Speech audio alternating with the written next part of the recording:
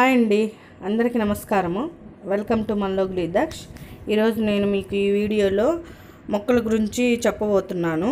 అదేమిటంటే చలికాలంలో కానివ్వండి, వర్షాకాలంలో కానివ్వండి, మొక్కలు ఇక్కడ చూపిస్తున్నట్లుగా ఆ మొక్కల యొక్క ఆకులు ఎండిపోతూ ఉంటాయి. సాధారణంగా అయితే వేసవికాలంలో ఎండిపోతాయి. ఎందుకంటే అక్కడ ఆ మొక్కకు సూర్యరశ్మి ఎక్కువగా తగలడం వల్ల, వాటర్ అందకపోవడం వల్ల మొక్కలు అలాగ అయిపోతుంటాయి. బట్ చలికాలంలో వర్షాకాలంలో కూడా అలా జరుగుతుంది. అలా ఎందుకు జరుగుతూ ఉంటుందంటే ఇప్పుడు చలికాలంలో ఎండ అనేది సరిగ్గా తగలదు. అందువలన మొక్కల అడుగు భాగంలో అంటే మట్టి మీద ఫంగస్ అనేది ఫామ్ ఉంటుంది. దానివల్ల ఆకులు అనేవి అట్లా మాడిపోయినట్లుగా ఉంటాయి. సో అలా జరగకుండా ఉండాలంటే ఈ వీడియోలో చూపించిన విధంగా చేయండి.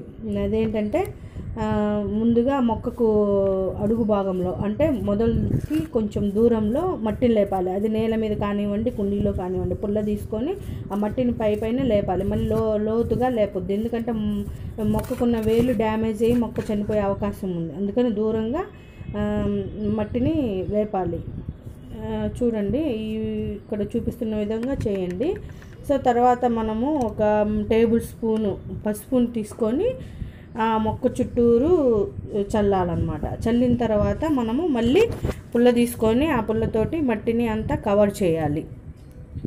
సో జాగ్రత్తగా చేయండి. ఆ పుల్లతో మట్టి తీసేటప్పుడు మొక్కకున్న వేర్లు అనేవి డ్యామేజ్ అవ్వకుండా చూసుకోండి. సో డ్యామేజ్ అవ్వడం వలన ఆ మొక్క అనేది చనిపోతుంది. ఇది చాలా మంచి రిజల్ట్ని చూపిస్తుందండి.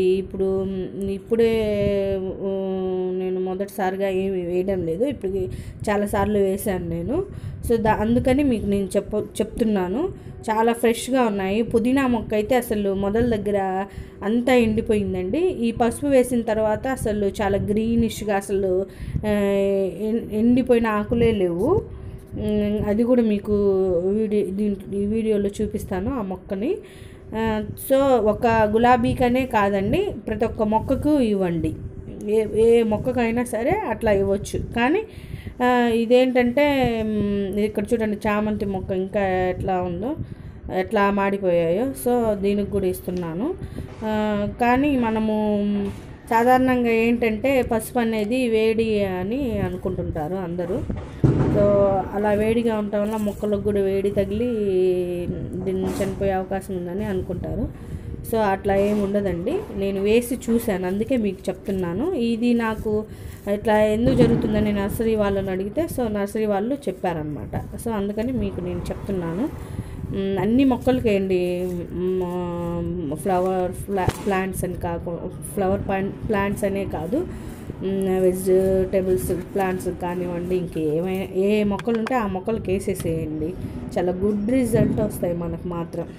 సో మీకే ఎక్స్పీరియన్స్ అవుతుంది ఇలా చేస్తే. సో దీనివల్ల ఎటువంటి నష్టం జరగదు. ఇక్కడ అదిగో చూపిస్తున్నాను చూడండి, పుదీనా మొక్క చూడండి ఎంత ఫ్రెష్గా ఉందో. అంతకుముందు అసలు దాని కింద అన్ని ఆకులు మాడిపోయాయి. కానీ ఇప్పుడు చూడండి ఎట్లా ఉందో. మళ్ళీ వేస్తున్నాను, మళ్ళీ రాకుండా ఉంటుందని. సో మీరందరూ కూడా ట్రై చేయండి. బట్ అన్ని మొక్కల మీద ప్రయోగం చేయకండి. ఒక మొక్క మీద ట్రై చేసి చూడండి, అప్పుడు మీకు తెలుస్తుంది. దాన్ని బట్టి మీరు ఫాలో అవ్వచ్చు. సో ఈ వీడియో మీకు యూజ్ఫుల్గా ఉంటుందని అనుకుంటున్నాను. మీకు కనుక ఈ వీడియో నచ్చినట్లయితే please like, share and subscribe. Thank you. Next వీడియోస్లో మొక్కల్ని ఎలా హెల్తీగా ఉంచాలి, వాటికి ఎక్కువ ఫ్లవర్స్, ఫ్రూట్స్ రావాలంటే ఏం చేయాలి అనేది చెప్తాను. Thanks for watching.